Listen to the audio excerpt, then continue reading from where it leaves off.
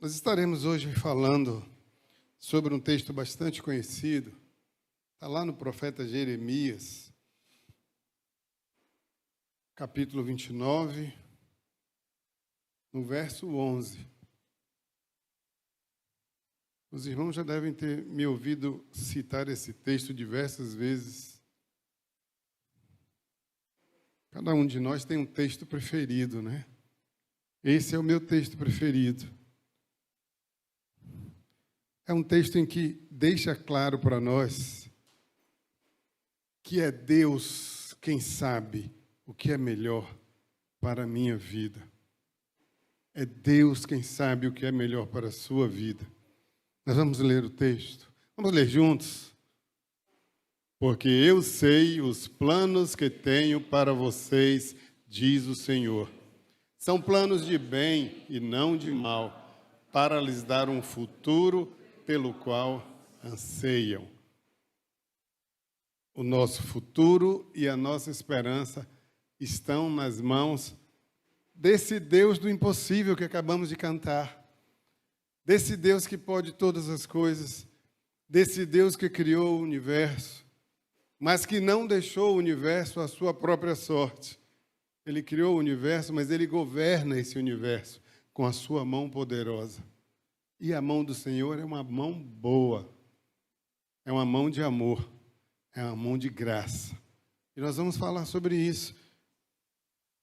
O tema da nossa palavra é a graça que transforma o secreto e envia para cuidar de pessoas. Imagine, por alguns instantes aí, na sua mente e no seu coração, que você está caminhando por um período difícil da sua vida. Nada dá certo. Você já passou por isso? Em que os nossos planos não se cumprem, não dão certo. E começa a causar ansiedade. E a gente começa a ficar preocupado. E começa, às vezes, até a questionar a Deus. Por que, Senhor? Por que isso está acontecendo comigo? Eu já tive um momento na minha vida que eu perguntei isso a Deus. Senhor, por que comigo? Por que o Senhor permitiu que isso acontecesse comigo? Esquecendo-me que Ele é que sabe os planos que tem a meu respeito. Ele é que sabe o que é melhor para mim. Ele é que sabe qual o melhor caminho. Eu não sei nada. O apóstolo Paulo diz que a nossa visão ela é limitada, que nós vemos em parte, não é assim? Então, por que nós vamos questionar a Deus se a nossa visão é limitada diante de um Deus que pode todas as coisas e que tem o controle de todas as coisas? Muitas vezes nós estamos fazendo o possível, mas dentro do nosso coração existe aquela pergunta: Senhor, o que é que o Senhor está fazendo? Aonde o Senhor quer me levar? E é justamente aí, no silêncio, na dúvida, na nossa luta interna, que Deus fala de forma bem clara para mim e para você. Eu é que sei os planos que tenho a vosso respeito. São planos de paz e não de mal, para vos dar um futuro e uma esperança. Não tem como ouvir esse texto e não acender a chama da esperança no nosso coração. E não é você que sabe o que Deus está fazendo, é Deus que sabe o que Ele está fazendo com você e o porquê e o para quê. Ele sabe. Muitas vezes a gente não consegue compreender nem o porquê, nem o para quê, mas Ele sabe, porque Ele sabe todas as coisas. Nós lemos o Salmo 139, que diz que antes mesmo que a nossa palavra venha à nossa boca, Ele já sabe. Ele conhece o nosso pensamento. Ele conhece o que está no mais profundo do nosso ser.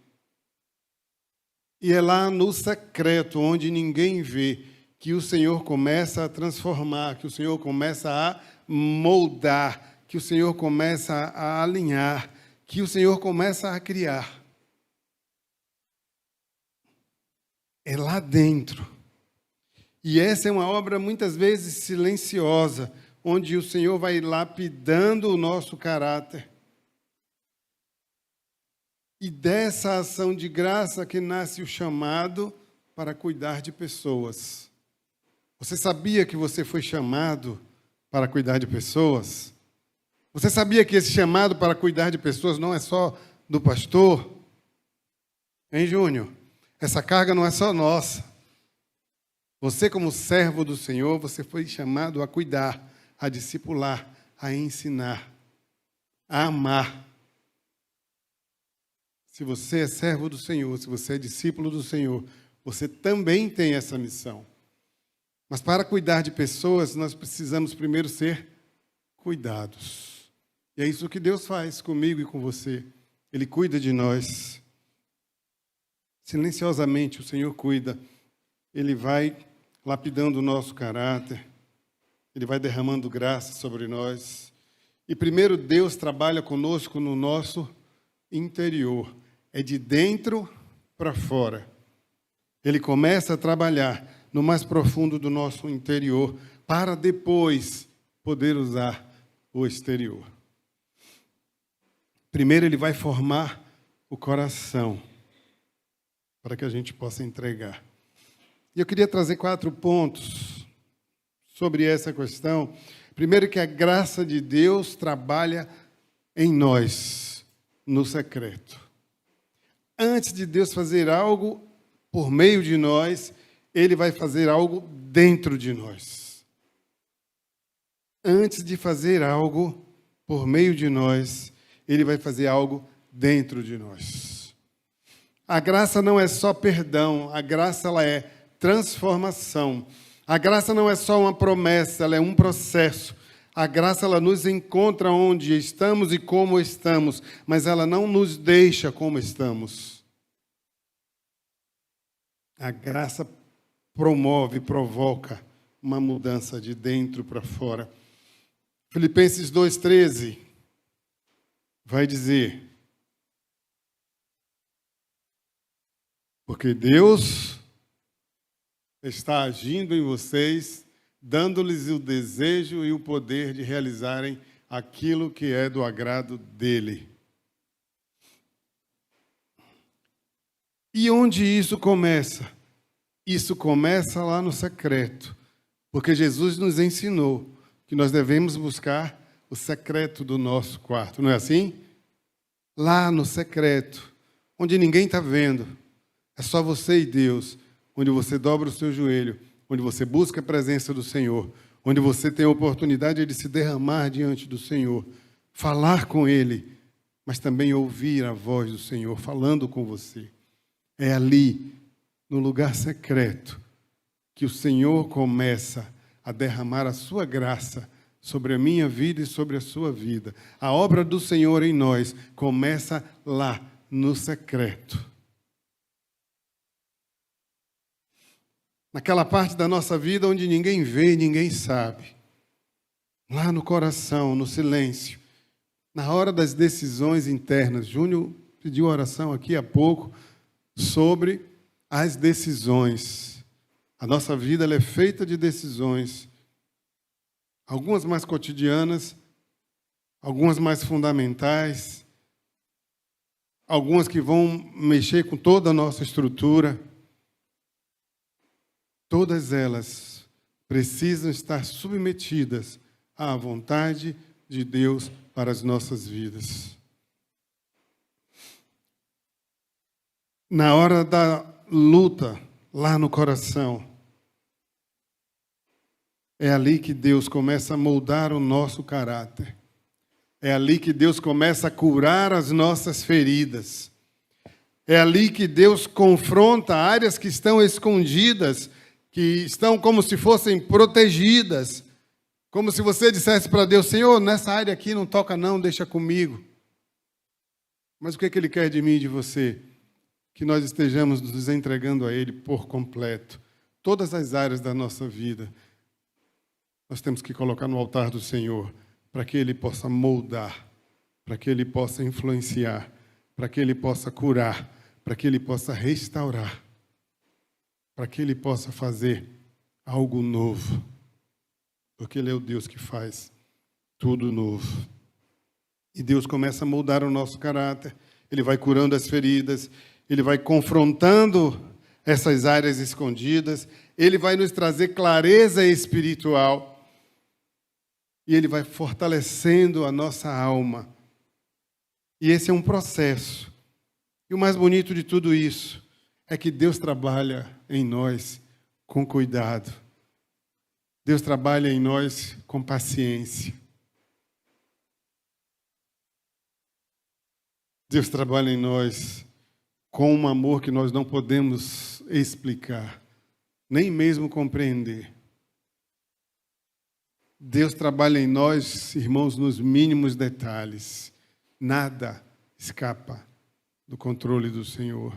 Nada escapa aos olhos do Senhor. Ele nos vê por completo. Ele olha para nós, Ele consegue nos enxergar por completo. Mateus 6:6. Mas tu, quando orares, entra no teu aposento, fecha a tua porta e ora ao teu Pai que está em secreto. Quando Deus molda o secreto, Ele está nos preparando para o público. Quando Ele molda o nosso interior, Ele está nos preparando para o nosso ministério. Você sabia que você tem um ministério? Ou melhor, você sabia que Deus tem um ministério para você desenvolver? Talvez você ainda não tenha sequer descoberto. Se você ainda não descobriu qual ministério o Senhor tem para a sua vida, peça a Ele que lhe dê discernimento, para que você enxergue e passe a cumprir esse ministério, porque Ele está preparando você. Ele está moldando o seu caráter. Ele está trabalhando no seu interior, preparando você para esse ministério. O segundo ponto que eu queria trazer é que a palavra e a oração preparam o nosso coração para o dia a dia, para o cotidiano. É a palavra de Deus, é uma vida de oração que nos prepara para enfrentarmos o dia a dia. As provações, as tentações, os desertos, as aflições, as ansiedades. O que mantém o coração firme é a palavra e a oração, juntos. Salmo 119, 105, vai dizer: a tua palavra é lâmpada para os meus pés e luz para o meu caminho. A palavra revela e a oração aprofunda e o Espírito vivifica. Olha que coisa linda. Colossenses 3,16, a palavra de Cristo habite em vós abundantemente, em toda a sabedoria, ensinando-vos e aconselhando-vos uns aos outros, com salmos, com hinos e cânticos espirituais, cantando ao Senhor com gratidão em vosso coração. A palavra, ela desce da mente e vai ao nosso coração. Ela molda os nossos pensamentos. Ela dirige as nossas emoções, fortalece as nossas decisões, ela antecipa lutas, ela nos prepara para essas lutas. E a oração pela palavra, ela faz algo maravilhoso por nós. Antes do dia começar, Deus já está trabalhando em nós. Amém, queridos? Antes do dia começar, Deus já está trabalhando em nós. Creia nessa verdade, porque Ele não dorme. Aquele que nos guarda, Ele não dorme. Ele nos abençoa enquanto dormimos. Esse Deus maravilhoso. Então, quando as situações chegam, você já está preparado. Você não reage conforme a emoção, você reage conforme aquilo que Deus formou em você lá no secreto. A palavra orada, ela cria sensibilidade em nós, ela nos dá equilíbrio e nos dá discernimento. Marcos 1:35. Quanto tempo nós temos investido em nossa vida de oração, queridos?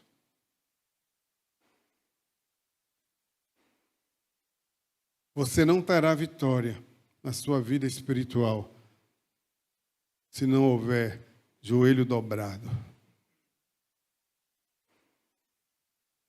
Você não passará de uma vida espiritual superficial se você não dobrar os seus joelhos. Você não terá oportunidade de ser moldado no seu interior se você não se posicionar de joelhos. 1 Coríntios 14, 15. Orai com o Espírito, mas também orai com entendimento, né? Em outra versão, orarei com o Espírito, mas também orarei com entendimento. Coríntios 14, 15. E aqui eu trago o terceiro ponto. Deus usa confrontos e clareza espiritual para moldar o nosso caráter. Alguns dos momentos mais marcantes da nossa caminhada com Deus são aqueles em que Ele nos confronta.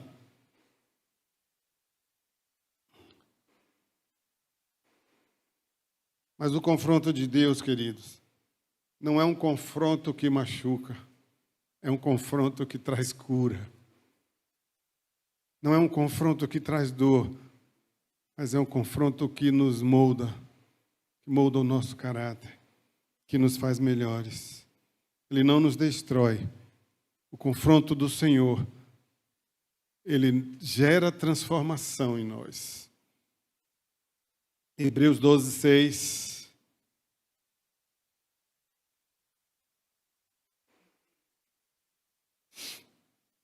Pois o Senhor disciplina a quem ama e castiga aquele a quem aceita como filho.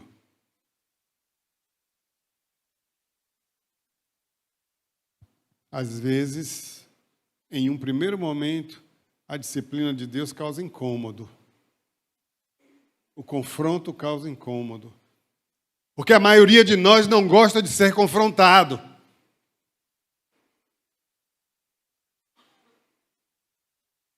Quando vem o confronto, foge. Sai pela tangente. Traz desculpas. Mas o confronto do Senhor é para gerar transformação em nossas vidas.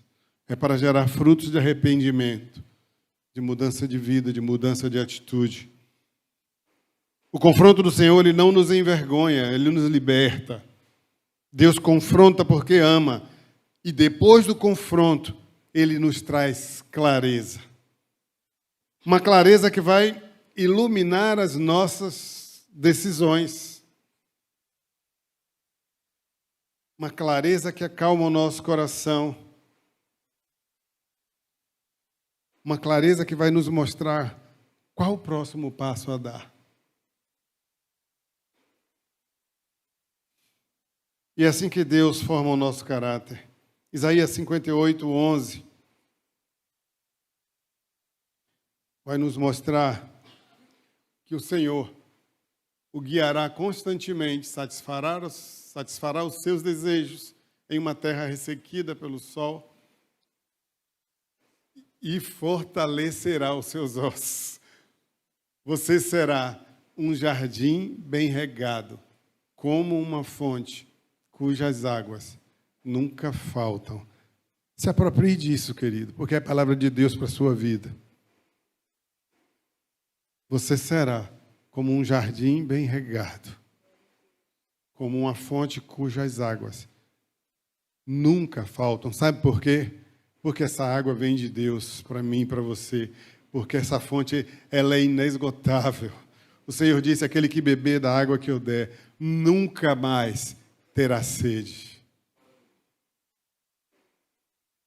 Querido, o caráter, ele não nasce no estalar de dedos de um dia para o outro. Ele nasce ao longo de muitos sims e muitos nãos que são entregues no lugar secreto. Assim o nosso caráter, ele nasce e ele se desenvolve. Gálatas 4, 19. Nós estamos passeando pela palavra. Meus filhos, por quem estou novamente sofrendo dores de parto, até que Cristo seja formado em vocês. O apóstolo está dizendo que ele vai sentir essas dores de parto até que ele veja em mim e em você o Jesus Cristo que ele pregava. As pessoas precisam ver Jesus em minha vida e em sua vida.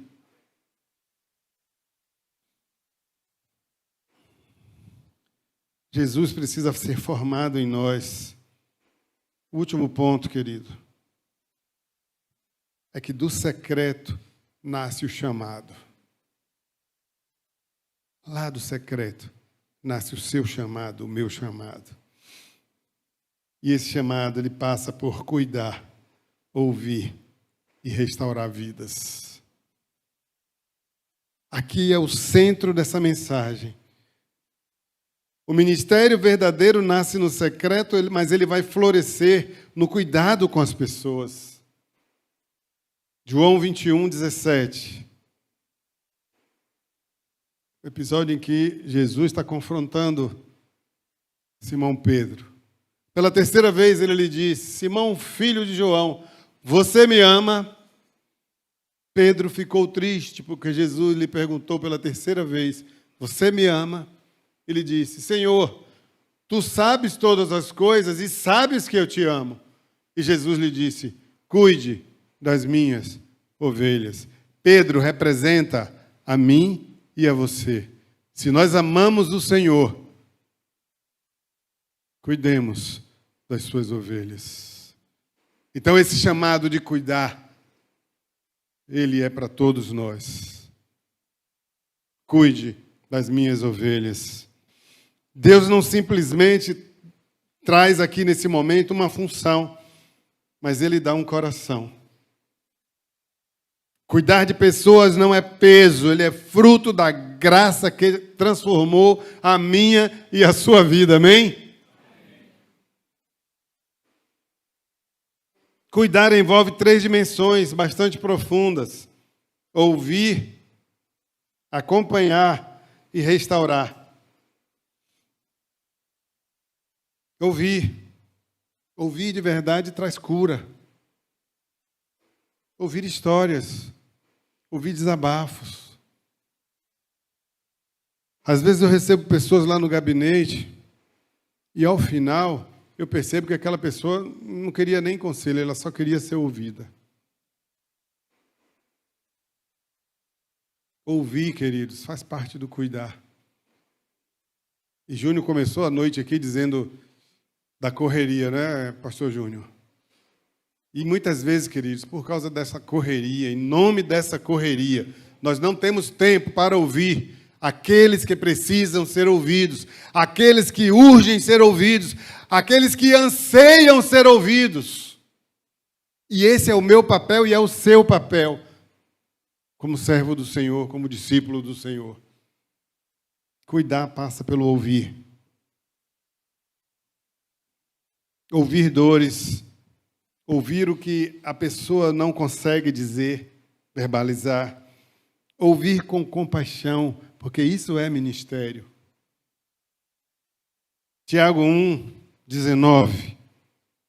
Texto que Tiago vai falar sobre saber ouvir, sobre a língua. Meus amados irmãos, tenham isto em mente. Sejam todos prontos para ouvir, tardios para falar e tardios para irar-se. Prontos para ouvir. É a palavra de Deus que está nos dizendo. Seja pronto para ouvir. Na maioria das vezes nós somos prontos para falar. Tem pessoas que você começa a conversar com ela, antes de você terminar a falar, ela já está querendo lhe responder, nem ouviu direito o que você está falando. Eu tinha uma funcionária lá no banco, que ela chegou e ela começou a ter dificuldades de relacionamento com todo mundo. E estava uma confusão na agência que aquela menina estava criando. Aí ela sentou à minha mesa e falou assim: seu Cláudio, o senhor é o único que tem paciência comigo. E aí eu comecei a ouvi-la. E aí quando eu comecei a falar, aí ela falava junto.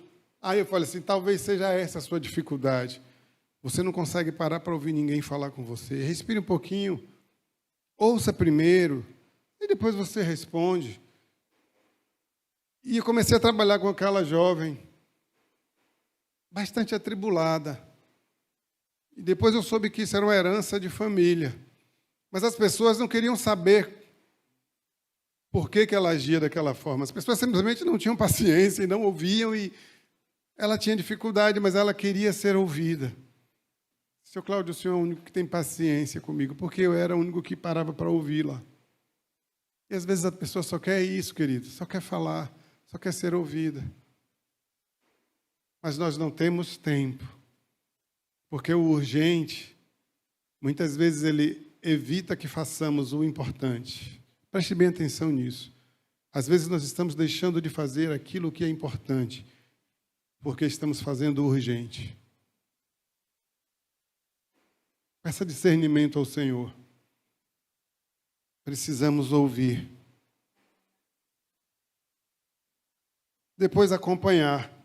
E acompanhar passa por caminhar juntos, andar juntos. É estar presente na fraqueza, na dúvida, estar presente na restauração. Isso é discipulado. Isso não é apenas discipular com palavras, mas discipular com a presença, com a companhia. Está presente por inteiro na vida do outro. Gálatas 6:2 nos ensina. Vai falar sobre levar as cargas, os fardos uns dos outros, e assim cumpram a lei de Cristo. Se eu não tenho paciência sequer para ouvir, quanto mais para levar as cargas, irmãos. Que tipo de discípulo nós temos sido? Deus quer usar você. Deus tem um ministério para você. Se coloque à disposição. E, além de ouvir, de acompanhar, é preciso trabalhar para restaurar vidas. Isaías 61, texto bastante conhecido, vai falar sobre o Espírito do Senhor. O Espírito do soberano Senhor está sobre mim, porque o Senhor me ungiu para levar boas novas aos pobres. Ele me enviou para cuidar dos que estão com o coração quebrantado, para proclamar liberdade aos cativos e libertação aos prisioneiros.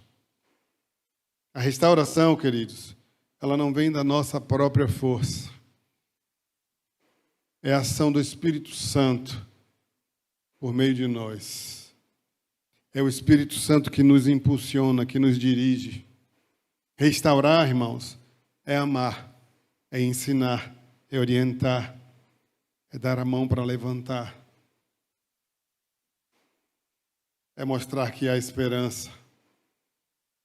É se permitir ser instrumento da graça de Deus sobre a vida do outro. Você tem se permitido ser instrumento da graça de Deus na vida do outro, na vida do próximo?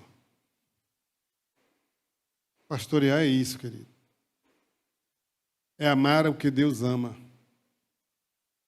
É cuidar como Deus cuida. É ver o outro como Deus vê. É ser instrumento da graça. João 10, verso 11. Eu sou o bom pastor. O bom pastor dá a sua vida pelas suas ovelhas. Há uma história, para finalizar, que conta que um famoso escultor, ele trabalhava em uma enorme peça de mármore.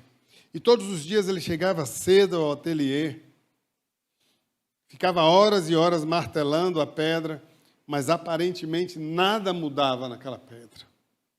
E um amigo curioso o visitou e disse: você trabalha tantas horas por dia nesse bloco de mármore, mas eu quase não vejo diferença nele. Como você sabe que está progredindo? E o escultor sorriu e respondeu: é simples.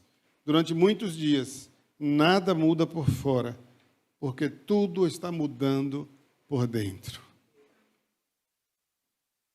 É a parte interna que define a forma final. Quando eu termino o trabalho interior, basta um único golpe e a obra aparece. É assim que Deus faz comigo e com você. Ele trabalha em nós por dentro. E quando Ele dá o toque final, aquela obra que Ele realizou aqui dentro de mim e de você, ela aparece. E ela dá frutos. Frutos de amor, de cuidado, de pastoreio. O texto que lemos de Jeremias 29, 11, ela não é uma promessa distante, mas ela é uma declaração presente de que Deus está cuidando da sua história hoje. Porque Ele molda o seu secreto, porque Ele fortalece o seu coração, porque Ele dá direção e porque Ele forma o seu caráter. E Ele vai além. Ele prepara a mim e a você para cuidar de pessoas, para amar vidas e para ser instrumento de restauração na vida do outro. E tudo, irmãos, começa no secreto. E tudo continua na palavra e na oração. E tudo se manifesta no amor pelas pessoas.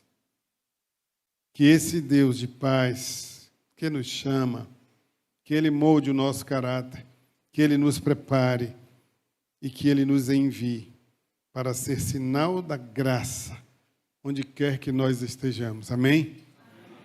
Que o Senhor possa trabalhar no nosso interior, que o Senhor possa trabalhar e moldar o nosso interior e nos preparar para o exterior, nos preparar para amar, para cuidar, para pastorear o rebanho do Senhor. Que Ele nos abençoe. Eu quero orar.